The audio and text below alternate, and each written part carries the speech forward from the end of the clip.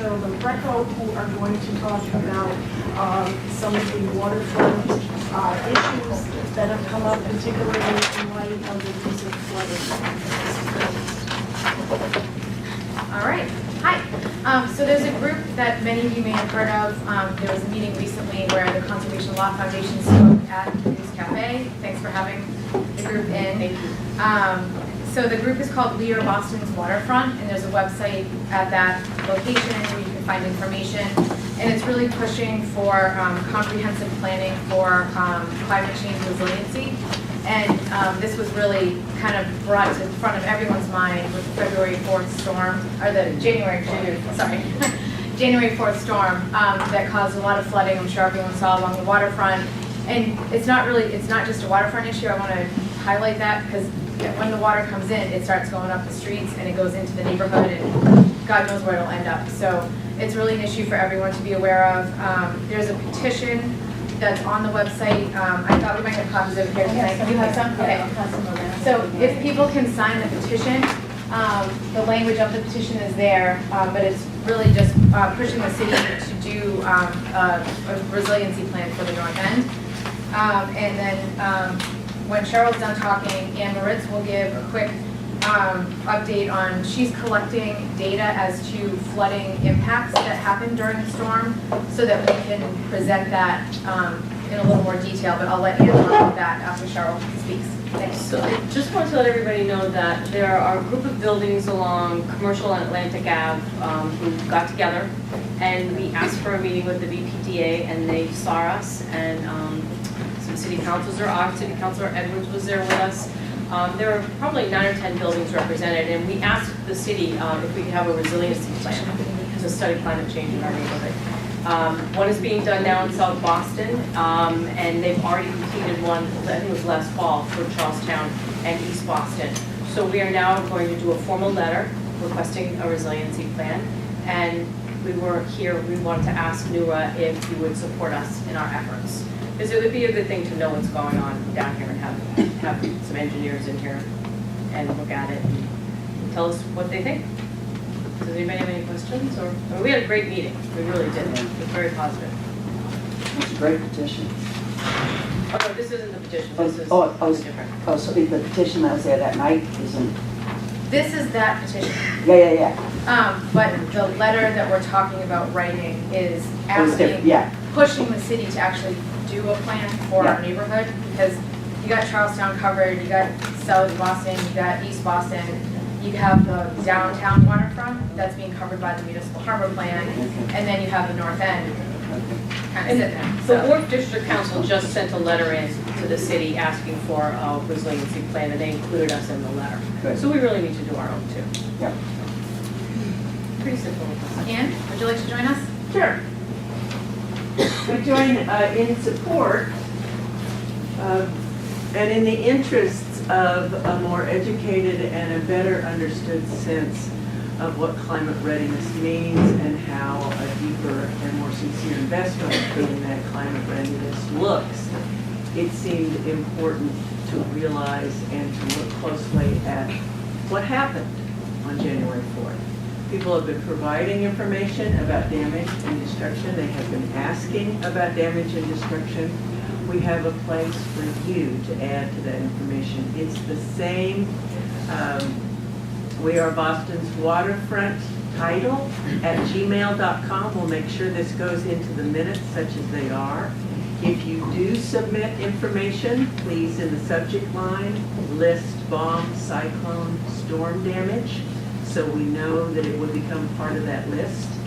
The sources of that information will be kept confidential until or unless you give permission otherwise.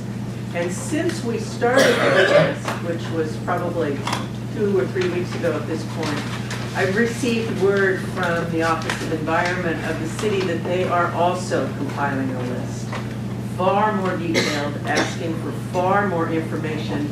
I will make sure that is available to you as well in case you would like to also pass that information along to them.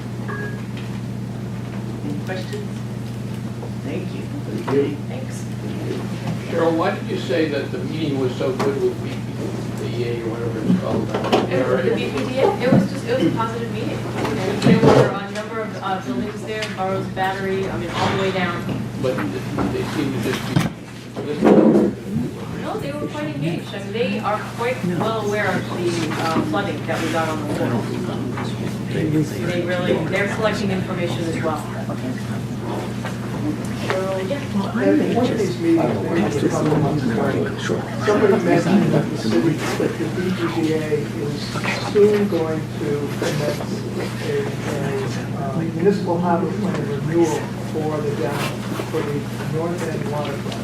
Have you heard anything about Now, that? you know, I didn't ask at the meeting about that, but we've looked and I haven't seen anything. And actually, I think it was somebody at CLF. They couldn't find anything either. Then they also commented at the meeting that the regulations in that plan still apply and still work. That's right. So that was. Well, they still apply, or they're supposed to apply. This Right. is the plan that's been in place for our waterfront since 1991, when the Secretary of Environmental Affairs approved that plan. That plan was intended primarily to allow people of all economic conditions to be able to live on the waterfront and enjoy the waterfront. Since then, almost every major project that's been done along our waterfront has been done by specific amendments made to the plan to accommodate the developer's proposal. Battery Wharf was one example of it. Lovejoy Wharf is another example of it. So there is a plan, but they don't live by the plan. They change the plan each time a developer proposes something. You should join in. So, Except I'm too much of a lightning rod. one thing that Cheryl did not mention is that Rich McGinnis, who many of us are familiar with, has a new title, and maybe you can tell I us that. can't remember what it is. It's But he's now their climate change. Their climate person. change, yeah. Okay, He's the Exactly. climate change person. And our thinking was that we should invite him in his new capacity to come and address this organization.